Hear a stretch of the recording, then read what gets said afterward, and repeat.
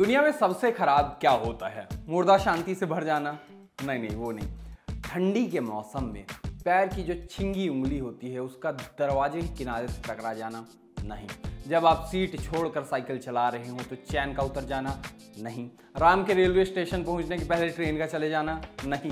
कायनामा 69 पूछने वाले रिश्तेदार? नहीं।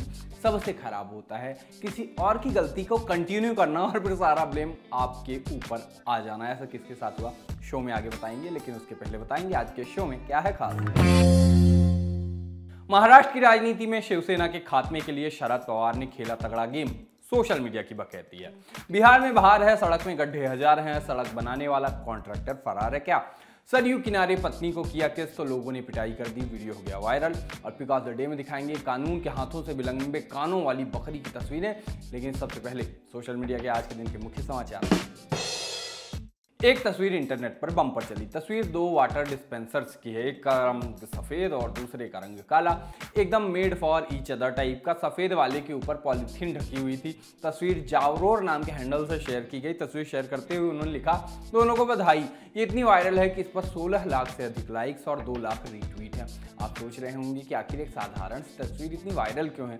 इसकी वजह है दोनों का कलर कॉम्बिनेशन। ध्यान से देखने से समझ आता है कि दोनों डिस्पेंसर्स किसी शादी वाले कपल की तरह लग रहे हैं। शादी में वो विदेशों में दुल्हन सफेद ड्रेस पहनती है और दूल्हा काले रंग का कोट देश में भी पहनते हैं, ऐसा नहीं है। इसी समानता के चलते तस्वीर बम्पर वायरल है। ये तस्वीर समय समय पर आती रहती है, लेकिन इस बार कुछ ज्यादा ही वायरल हो रही है।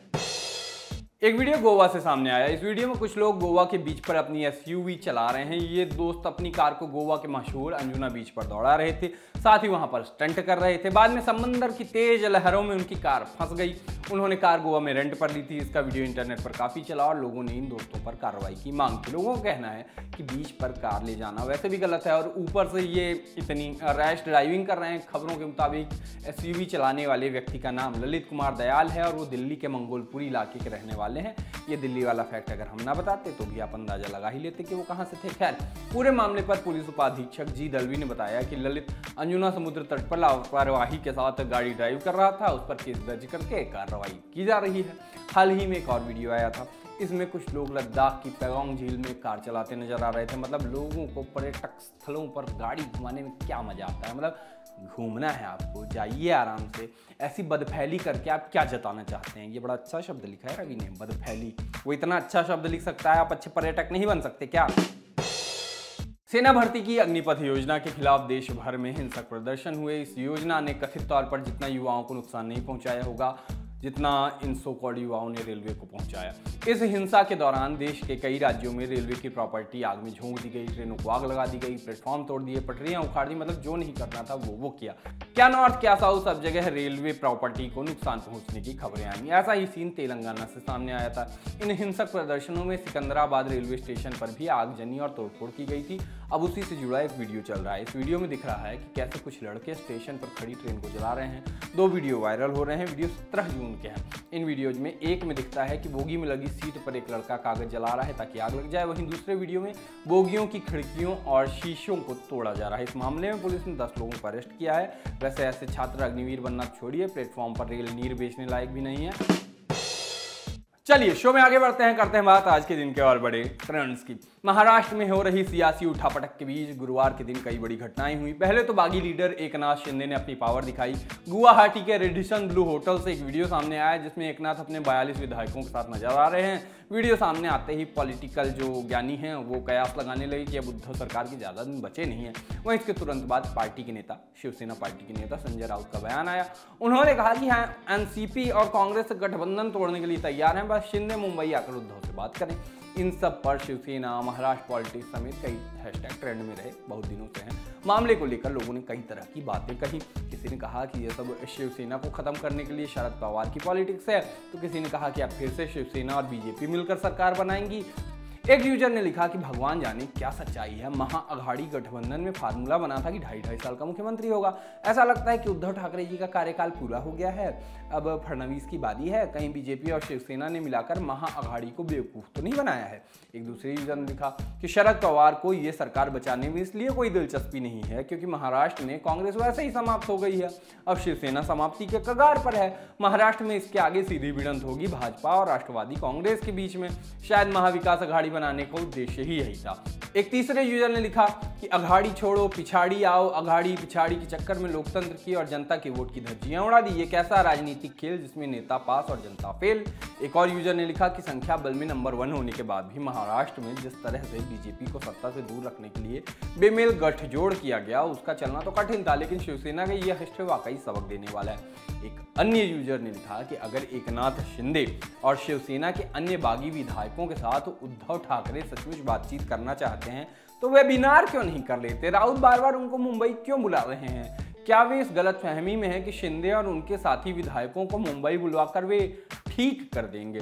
कुछ एक लोग भावनाओं में बह गए। शरद पवार की एनसीपी को टैग करने के बजाय एनसीपीए माने के national centre for the performing arts को टैग करते हुए अपने मन की भड़ास निकालने लगे। इस पर एनसीपीए ने लिखा कि प्लीज हमें टैग करने से बचें, हम एक आर्ट परफॉर्मिंग संस्था है। एकदम काजल राघवानी और आम्रपाली दुबे जैसा कंफ्यूजन वाला हाल हो गया। इसी बीच कंगना रनौत का एक पुराना बयान भी चला। जब बीएमसी ने कंगना के खार स्थित ऑफिस को अतिक्रमण बताकर तोड़ा था तो कंगना ने वीडियो शेयर करके कहा था कि उद्धव आज मेरा घर टूटा है, एक दिन तेरा घमंड टूटेगा। ये वक्त का पहिया है, याद रखना हमेशा एक जैसा नहीं रहता। लोग इस बयान को महाराष्ट्र की राजनीति के वर्तमान हालात से जोड़कर देख रहे हैं, कह रहे हैं कि कंगना की भविष्यवाणी सच हो गई है। एक ने लिखा कि कंगना रनौत की बातें सच साबित हुई हैं, लेकिन ये सब इतनी जल्दी होगा किसी ने भी नहीं सोचा होगा। कंगना की भविष्यवाणी हिट हो रही है, फिल्मों का क्या है। एक खबर बिहार से सामने आई। बिहार के मधुबनी से गुजरने वाला नेशनल हाईवे इन दिनों इंटरनेट पर चर्चा का विषय बना हुआ है। NH-227L की सड़क का ऐसा हाल है कि लोग यही पूछ रहे हैं कि सड़क में गड्ढे हैं या फिर गड्ढों के बीच। सड़क बहुत पुराना जोक है, लेकिन सड़क का हाल भी तो बहुत पुराना है। इसका वीडियो जमकर चल रहा है। ये मानिए कि हर घर के सामने एक गड्ढा है, लोग अपने अपने घर के सामने ही मछली पालन कर सकते हैं, स्विमिंग पूल का मजा ले सकते हैं या फिर ना डूबने की प्रैक्टिस कर सकते हैं, कुछ भी कर सकते हैं, उनका मन है। ये अनोखी हालत कलुआही बासुपट्टी हरलाखी से गुजरने वाले मुख्य रास्ते का है।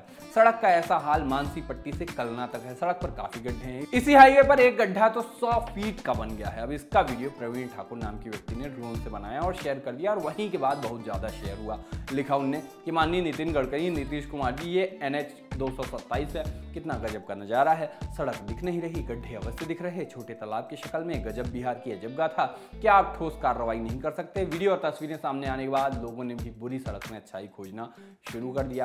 एक यूजर ने लिखा कि बिहार में बीजेपी जेडीयू सरकार की नई योजना है, सड़क पर ही मछली पालन का इंतजाम किया गया है, बेवजह सड़क सरकार का मजाक न उड़ाएं। एक दूसरे यूजर ने लिखा कि आदरणीय नितिन जी, आपने कहा था कि बिहार की सड़क को अमेरिका जैसा बना देंगे। महोदय, बिहार की सड़क को बस दिल्ली जैसा बना दीजिए। एक तीसरे यूजर ने लिखा कि अभी तो हल्की बारिश से शुरू हुई है, बाढ़ के समय क्या होगा? बिहार के मिथिलांचल की यह सड़क बिहार के विकास की गाथा की सभी कहानियां कह देता है। भाजपा जदयू गठबंधन की यह सरकार शिक्षा और सड़क पर काम करती तो ऐसी स्थिति न बनती। खबरें तो ऐसी भी हैं कि इस इलाके में खाना खाने के बाद जो लोग वॉक पर नहीं जा पाते वो अपनी बाइक लेकर इस रोड पर एक बार निकल जाते हैं, घर पहुंचते ही दोबारा भूख लगने लग जाती है। जिन्हें बैक पेन होता है वो मालिश करवाने के लिए यहाँ पर रिक्शा में बैठ के निकल जाते हैं। बाकी इससे ज़्यादा खराब सड़क तो सिर्फ एक आदमी ने बनाई थी 2020 में, महेश भट्ट ने। एक वीडियो अयोध्या से चला। रामनगरी अयोध्या में सरयू तट पर पति पत्नी नहा रहे थे, पास में बाकी लोग भी नहा रहे थे। उसी वक्त पति ने अपनी पत्नी को किस कर दिया, ऐसा रिपोर्ट में बताया गया है। बाकी लोगों ने ये देखा तो उन्हें ये नागवार गुजरा। कुछ लोगों ने पति की वहीं पिटाई शुरू कर दी। एक ने उसको पानी से बाहर निकाला और इसके बाद वहां कुछ लोग और आ गए। सबने मिलकर पति को अश्लीलता फैलाने के आरोप लगाते हुए जमकर पीटा। पूरे मामले पर एसएसपी अयोध्या शैलेश पांडे ने बताया कि ये वीडियो एक हफ्ते पुराना है। मामले में अभी तक कोई शिकायत नहीं आई है। वहीं अब इस पर लोग दो भागों में बंट गए। कुछ कपल का सपोर्ट कर रहे हैं, कह रहे हैं कि उसने अपनी पत्नी को ही तो किस किया था, प्यार जताना कोई गलत बात नहीं है, ऐसे किसी की पिटाई करना और मोरल पुलिसिंग करना गलत है। वहीं दूसरे पक्ष के लोगों का कहना है कि अगर प्यार जताना है तो किसी वाटर पार्क जाइए, किसी की आस्था और श्रद्धा वाली जगह पर अश्लीलता नहीं फैलानी चाहिए। एक ने लिखा कि सरयू नदी में एक दंपत्ति रोमांस कर रहे थे, लोगों ने देखा तो वीडियो बना लिया और उन्हें मार पीट के वहां से भगा दिया। कुछ बुद्धिजीवी लोग धर्म के अपमान और कुछ लोग अभिव्यक्ति के शोषण की बात कह रहे हैं। यहाँ बात समाज और समझ की भी तो है, मारना गलत है लेकिन शर्म तो उन दोनों में भी नहीं थी। एक दूसरे यूजर ने कहा कि पावन सरयू के किनारे एक आदमी को इस तरह मारना जैसे कि उसने किसी अनजान औरत के साथ दुर्व्यवहार किया हो, ये भी कहां तक उचित है? कृपया इस तरह की हिंसा को उचित मत ठहराएं। एक तीसरे यूजर ने लिखा कि गंगा सरयू जैसी नदियों से आस्था जुड़ी रहती है, यहाँ रहने वाले लोग इनकी सुबह शाम पूजा करते हैं। कई बार ऐसे हालात ऋषिकेश हरिद्वार में बनते हैं जब लोग शराब पीकर गंगा में मटरगश्ती करते हैं। धार्मिक स्थान पर खुले में प्रेम कैसे जायज हो सकता है? वहीं एक और यूजर ने लिखा कि पूरे देश के हर सभ्य लोगों को इस दंपत्ति से माफी मांगनी चाहिए, उनको प्यार समर्थन पहुंचाना चाहिए। समझ सकता हूं कि ऐसे सार्वजनिक तौर पर और हिंसक व्यवहार के बाद दंपति किस ट्रॉमा से गुजर रहे होंगे। एक ट्वीट समाजवादी पार्टी के digital media coordinator Manish Agarwal से जुड़ा हुआ चला हुआ यूं कि मणिपुर की क्लाइमेट एक्टिविस्ट लिसिप्रिया कंगुजम ने ताजमहल के पीछे खड़े होकर एक फोटो पोस्ट किया और लिखा कि ताजमहल की सुंदरता के पीछे प्लास्टिक पॉल्यूशन भी है। अब इस पर मनीष ने कर दी गलती। मनीष ने उनको विदेशी समझ लिया और ट्वीट कर दिया। मनीष ने योगी सरकार को ट्रोल करते हुए लिखा कि विदेशी पर्यटक भी भाजपा शासित योगी सरकार को आईना दिखाने को मजबूर हैं। भाजपा की सरकार में यमुना जी गंदगी से भरी पड़ी हैं। ताजमहल को खूबसूरती पर यह गंदगी एक बदनुमा दाग है।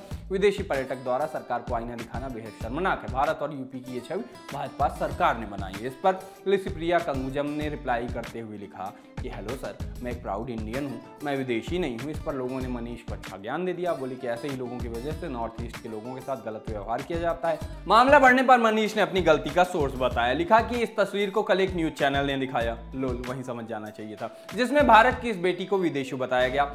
चैनल की गलत खबर की वजह से समझने में भूल हुई। भारत की इस बेटी के पर्यावरण बचाओ अभियान की सराहना है और हम सब भारत की इस बेटी लिसिप्रिया के साथ हैं। जो भी भ्रम में हुआ वो न्यूज चैनल की वजह से हुआ। इस पर लिसिप्रिया ने लिखा कि मैंने यूनाइटेड नेशंस में अपने देश को 8 बार रिप्रेजेंट इसलिए नहीं किया कि कोई मुझे विदेशी कहे। नॉर्थ ईस्ट के लोगों के प्रति ऐसा रेसिस्ट नजरिया न रखें, ये किसी भी कीमत पर स्वीकार करने योग्य नहीं है। इसके बाद मनीष ने फिर सफाई दी। न्यूज चैनल और अखबार का स्क्रीनशॉट लगाया। लिखा आज के हिंदुस्तान अखबार में भी भारतीय बेटी को विदेशी कहा गया है। मेरा आशय देश की बेटी को आहत करने का कतई नहीं था। मैंने सिर्फ न्यूज के आधार पर ट्वीट किया। कृपया न्यूज चैनल्स मीडिया बंधु मेरे इस पूरे वक्तव्य को भी संदर्भित करें और संलग्न वीडियो अवश्य देखें और खबर पढ़ें। कुल जमा ये दूसरे की गलती को आगे बढ़ा ले गए और अब गहरा फंस गए। ऐसे लोगों के लिए ही अमिताभ बच्चन का केबीसी का नया ऐड आया है कि न्यूज में भी जो दिखे उसे सच न माने, अपनी जांच पड़ताल करें। बेसिकली अमिताभ बच्चन समझाना चाहते हैं कि वो लोग अमिताभ बच्चन जैसी हरकतें ना करें। The word see just we are one. Amitabh Bachchan ने ही वो पोस्ट किया था, वैसे पोस्ट ना करें और ना ही मनीष जैसे। और न्यूज चैनल्स का तुम्हें क्या ही करें। सोशल लिस्ट में आप बात पिक ऑफ द डे की और आज पिक ऑफ द डे में देखिए एक बकरी जिसके कान कानून के हाथों से भी ज्यादा लंबे हैं। पाकिस्तान की एक बकरी की तस्वीरें और वीडियो काफी चल रहे हैं। वजह बने उसके कान। करीब 10 दिन की इस बकरी के कानों की लंबाई 58 सेंटीमीटर है। रिपोर्ट के मुताबिक इसका नाम है सिम्बा और इसका जन्म 15 जून को सिंध में हुआ। इस बकरी के कान खुद के शरीर से भी ज्यादा लंबे हैं। सिम्बा नूबियन ब्रीड की बकरी है। इस प्रजाति की बकरियों के कान लंबे होते हैं लेकिन सिम्बा के कान कुछ ज्यादा ही लंबे हुए हैं। इसलिए हमारी आज की पिक ऑफ द डे। बाकी आज के सोशल लिस्ट में इतना ही। कल होगी मुलाकात फिर से, तब तक के लिए हम चले टाटा।